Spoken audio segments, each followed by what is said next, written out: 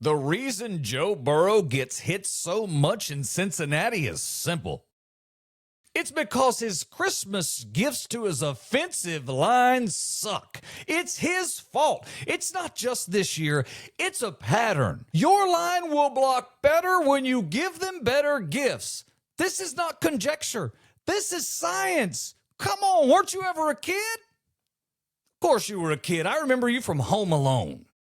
What? You're telling me he's not Macaulay Culkin all grown up? Macaulay Culkin is Joe Burrow. It's the same person. I'm not making this up. I showed my girl. Even she agreed. This is fact. Kind of like Michael and LaToya Jackson. Same person. Everyone knew that. Same situation we've got right here. But enough. I don't want to flex on you, Joe Burrow. I don't want to throw other quarterbacks at you, but let me for a moment. What did Aaron Rodgers do? Well, he gave new Can-Ams to his entire line. Those were a minimum of $25,000, and they're street legal right here in Mesa. That's cool. He gets a different kind of blocking, Joe. What about Brock Purdy? What did he give his line? Oh, brand new rollies. Everybody gets a new Submariner. That's a different kind of blocking come next season, because they'll know what time to block. See what he did? He tried to help his front line out. What did you do? Well, you didn't do Patrick Mahomes. You didn't do Josh Allen. Josh Allen gave his entire line a half a side of beef each. Bro, half a cow. Beef, it's what's for dinner. They can eat that and think about how they're going to block in 2026. Patrick Mahomes gave his entire offensive line brand new Hublot watches. He also gave him new e-bikes. He gave him Oakley Metas. He gave him golf swinging aids. All of these things. Well, he might not be the best option because it didn't go well for him. You know what? All that happened before Christmas.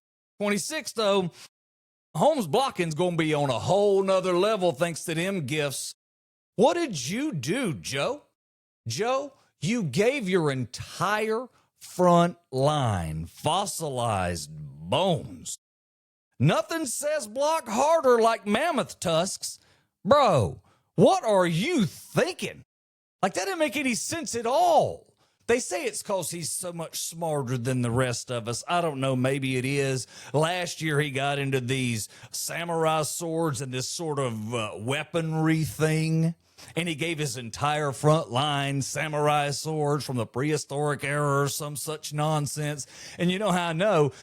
Because 2 days after Christmas, Craigslist was full of them. Facebook Marketplace, they were dumping them like they were butter knives because nobody wanted that, Joe. Nobody woke up in the morning and said, I work hard as a front lineman to protect Joe Burrow so that hopefully at the end of this year, he'll give me a samurai sword.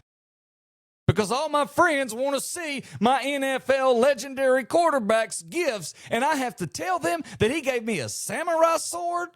No, I can't open the refrigerator and show them a hunk of beef like Josh Allen's can. No, I cannot. I cannot show them the new rollie on my arm. I can't let them ride in my new Can-Am. No, I can show them some kind of mammoth head bone or tusk or a tooth from a billy goat in the 0-300s or some gestation era or something out of crustacean era, some era. Bro, you're ruining the game. You're supposed to be giving them nice things. It's not fair. Nobody wants cave bear skulls and dinosaur bones. That's not a gift, it's a message. And it ain't right.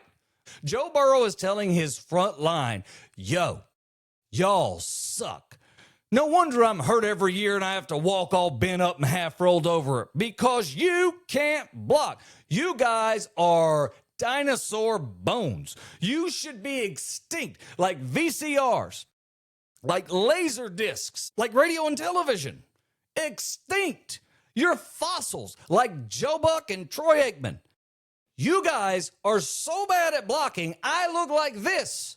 So I'm leaving. That's what he's saying. No one's listening. Joe Burrow's saying, I'm out. I cannot get out of the state of Ohio fast enough. And don't think the Browns are going to tempt your tummy with the taste of nuts and honey. No, they're not. The entire state doesn't have but 8 wins. 8 wins this entire season across the entire state of Ohio. What are we doing? Let Joe Burrow free. He deserves better. Even if he is an awful gift giver, he could be great for the game. And who knows, maybe another front line at some other team would knowingly want to get prehistoric mammoth bones or whatever some such nonsense he gets into next year. Either way, Joe needs to win. What he's telling his front line is, don't call me, don't text me, don't fax me, don't email me, don't send a carrier pigeon, don't send smoke signals. When I get out of this godforsaken place, don't call me, I'll call you. What is the best thing about Ohio? The welcome to Michigan sign when you finally get there. Come on, we got to let Joe Burrow out. We know that, right? We know this 100%. We have to let this man out. And it gets worse. Joe Burrow invited his entire offensive line over to the house, and as they walked in, they were allowed to shuffle through boxes and pick out the dinosaur fossil that they wanted to take with them. I'm not making this up. One guy got a 30,000-year-old mammoth tusk. One got cave bear skulls. One had a T-Rex artifact. Come on, man. Come on, man. That's not a party. What is that, bro? You're giving them ancient artifacts and you're getting hit in real time. If your Christmas bonus needs carbon dating, don't get shocked when you get hit. Museum quality gifts get museum quality blocking. Joe Burrow, that's on you. All right. Speaking of quarterbacks that are tired, rejected, no longer wanted where they live, and teams losing patience with, let's talk about Miami. What are we doing with Tua Tagovailoa? Well, first, we're putting him on the bench. So we made this man a $200 million pencil pusher. He holds a clipboard, he has an earpiece, and he makes $200+ million a year. Something's wrong. Y'all need to reevaluate. Either he's the problem or y'all the problem, but consciously uncouple, because your salary cap hit is going to suck if you don't figure out how to use him. That's the most expensive clipboard operator that does not work in Congress on the planet. That's a lot. That's too much money. $200 million to sit the bench, not a good idea. You're now screaming to everyone, we're in the middle of a directional change. Well, after 6 seasons and only 1 playoff, your direction should have changed a long time ago. Why on earth would you have drafted this man out of Alabama? When he got to you, he was on a gurney. He was broken from his last plays in Alabama, wasn't he? I mean, he's fragile. You put Christmas tree balls, the glass ones especially, in all kind of packaging so that you could use them next year. Nobody put Tua in packaging. You can't protect this man. He is very soft like banana pudding. He cannot be protected. There's not enough offense in the world. I'm pretty sure the wall between us and Mexico will not protect Tua Tagovailoa from getting broken. In fact, my gut says he needs to retire now and go find himself a microphone on CBS or NBC or Netflix or whomever else they're going to give football to next year. He's probably going to get hurt in the broadcast booth. This guy's soft. Unfortunately, he's made of vanilla pudding. His bones just break. Let's quit putting him in bad positions. Send him on his way. That's where we're at. A full-scale rebuild. Quinn Ewers? I don't know. You'll figure that out. You got time on that. But I did see where PFSN proposed this sort of completely hypothetical trade scenario. Because I believe Lamar Jackson's sitting on $260 million of dead money too, just like Tua is if they decide for a quick change of direction. It's going to be expensive either way. So they're proposing, and I think it's kind of neat, what happens if Lamar Jackson, because we know things have gone a bit awry in Baltimore. He's probably leaving. Where's he going? What if he went to Miami? What if Miami was the place he went to be? Man, Miami where the sun set low? Okay. I could go for that. Welcome to Miami. That would make football fun in Miami. You know, he grew up from just a little while down the road, so it may even be in one of his optimal outs if the contract were to come apart. So it may actually work on a lot of different levels, which I thought was very neat. And when was the last time the Miami Dolphins had a marquee quarterback? Now take out Dan Marino. Don't tell me about that greasy kid that never happened. I don't want to hear that. Yeah, that's what I mean. Someone. We thought Tua was the man. No, I didn't, but you did. He's as strong as a Pop-Tart. Let's move on. So now what are we going to do with him? Well, we got to get rid of his $260 million debt around our neck. Can we ship him to a new German team that hasn't started yet? Could we perhaps offer him to the CFL? Could we find a broadcast booth and get CBS to write off some of the money? Anything, but get that dead money off of our payroll. And if not him, who? Because you need a quarterback. And I'm tired, frankly, of seeing Miami kind of suck.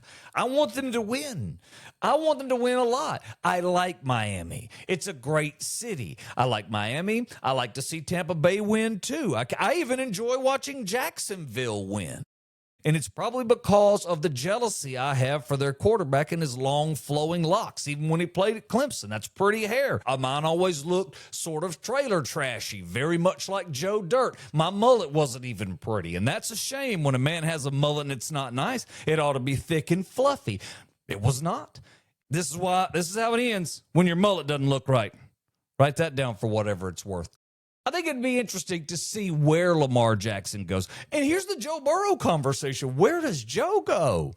Come on, Joe Burrow's mind at football. We need him on the field. He's fun and he's smart. He took the Bengals off. What? He made a winner out of the Bengals? No one can do that.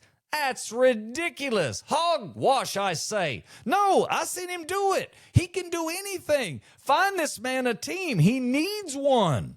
They were talking about they're both injury prone. Lamar is like 17th on the list, and 26 is where Tua Tagovailoa sits.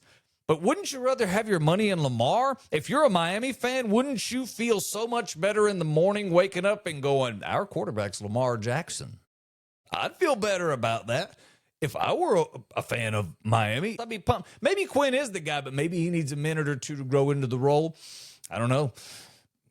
Maybe. But then who goes to Baltimore? Baltimore is sort of built around what Lamar does. What do you do in Baltimore next? All I know is they tend to find a way to win, where Ohio tends to find a way to lose, the whole state. So they'll rebuild whatever they do, and Miami doesn't always make good decisions at quarterback. So they'll probably end up with someone else that probably will embarrass them. You don't bench a $260 million quarterback unless you're already packing boxes. Next year, there's a different nameplate in that position in the locker room. Almost has to be. And one final note on football, Derrick Henry. How much fun was that over the weekend? Are you kidding me? He touched the rock 36 times, 216 yards, 4 rushing touchdowns. He needed to make up for that fumble in the last game. I got it. But this man, week in, week out, one of the most fun people to watch. He even made Ryan Tannehill look like a quarterback in Tennessee. Right? The man's a genius. Who wants to be on the other side of an imposing figure like Derrick Henry coming at you with a football in the fourth quarter when you're already tired? Not me. When I play defense, I'll bet you some people left there with their bell rung. You ever had your bell rung? If you ever played defense, you have, because somewhere you got in the wrong position and a running back, night in the helmet, knocked you over, and that bell went off in your head, and you'll never forget it. Donald Porter knocked me down like I was it was unbelievable how quickly he flattened me as a kid. I'll never forget that sound. A lot of people went home after that game going, woo, that was a rough game. I would not want to try to stop. Man, he is massive, and he only gets bigger with each quarter. 36 times they handed him the ball.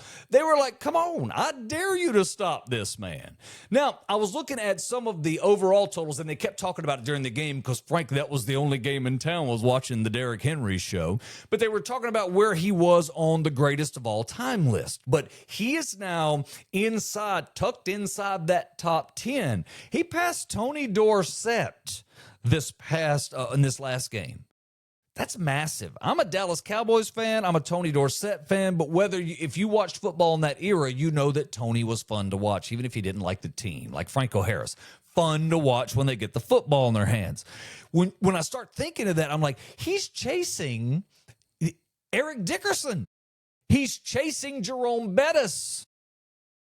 He has 12,892 yards, give or take. He's headed towards 13. If he can come back next year and let this man run all over people again, you could easily see next year moving him up to, I'm looking on the list, Eric Dickerson, Jerome Bettis. He could, easily. He could get to number 6. He could bounce above Curtis Martin next year and put himself just below Adrian Peterson before Barry Sanders, Frank Gore, and Walter Payton. That's big. What a time to be watching the game. I was privileged to watch Emmitt Smith do his thing for, just over 18,000 yards. But getting to see Derrick Henry do what he's done in this era and just being so much bigger than you, that's been an absolute blast. Thank you for the ride, Derrick Henry. Thanks for the time and the work you put in this. Longevity is your friend, man. If we could just get a couple more years out of you. Remember those last couple of years with Frank Gore? I mean, didn't he bounce around to a couple teams? And as I recall, you never knew when he was going to get the ball. So on your fantasy team, it was a bad idea. And then he would have a breakout day or something, and you didn't think about it, but he was just moving himself steadily further up the untouchables list. So good for him, good for Derrick Henry, and good for the sport. And the real epidemic nobody's talking about today, according to the government, nearly 40,000 people a year accidentally, tragically, and mistakenly find out they have sat on the wrong thing. Listen to what I said. The government has a list of near 40,000 people every year who sit on strange things.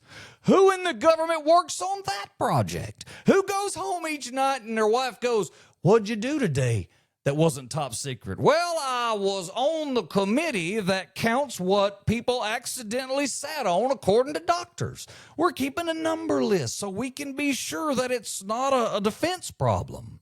It's the U.S. Consumer Product Safety Commission, and their entire job is to maintain a list, maybe not their entire job, but it seems like a big one, 40,000 of them a year. Maintain a list of ER visits that involve foreign objects. Yeah, I had a buddy of mine that was a doctor, and he went through his final clinicals, and part of that is you have to go to areas in town that you may not live in, or you wouldn't frequently travel, so that you get a chance to socioeconomically work through all. And you also go to high-end part of towns, and you get to see all of those things. And he was telling me the numbers of people that come in. And this list published every single year and has been for a decade.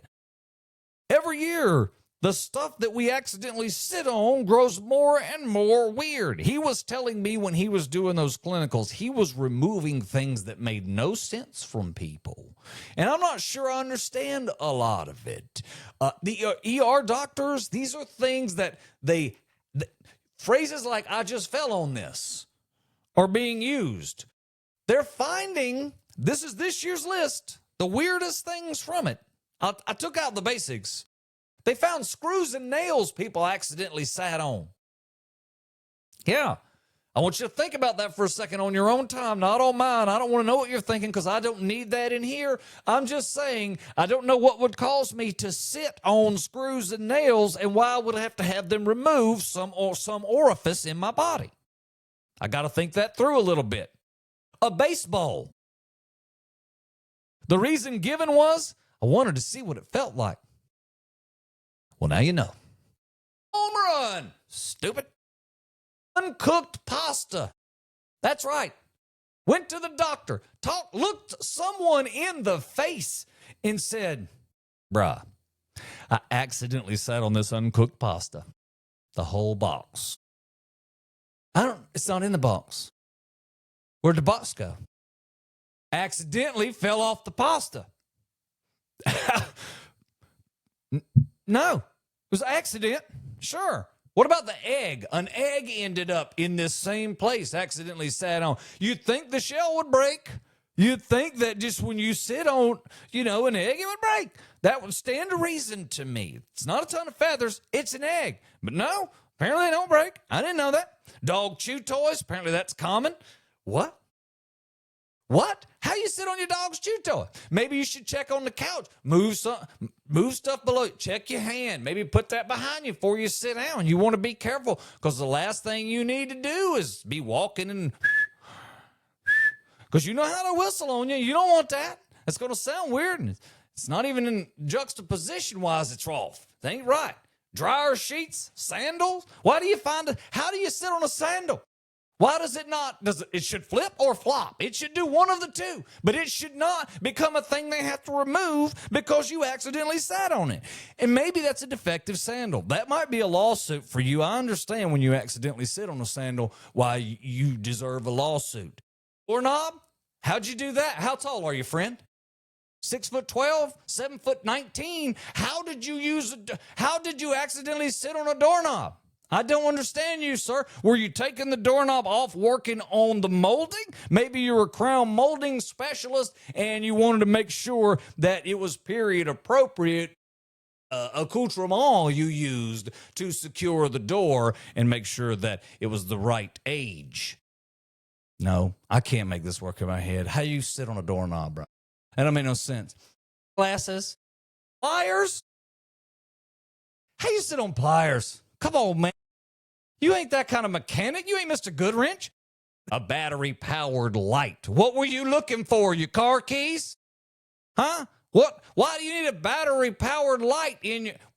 How do you accidentally sit on a battery-powered light? Sir, you're lying to me. A light bulb, glass side first. Again, does that not break? It seems like it should. It seems like it should. Near 40,000 people every single year fall victim to this trauma. Yeah, it's mostly male. And they're around the age of 43. So if you or someone you know is a male around the age of 43, you need to talk to them and explain to them that this trauma is real. Nearly 40,000 of our brethren each year will find themselves sitting in a very bad position. So maybe you could help your fellow brethren and explain to them that sitting is a choice. And you should definitely pay attention where you're going to do it. Hey, 40% of those people required hospitalization.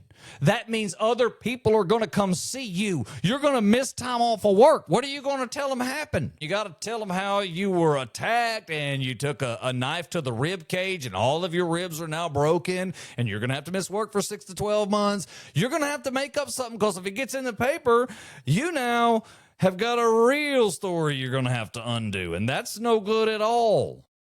But in case you missed the take-home message here, once again, the government knows way too much. Thanks for spending time with me today. I am on Apple Podcast, also on Spotify. We're on Facebook, YouTube, and Instagram at Bud Ford Comedy. Have a great day.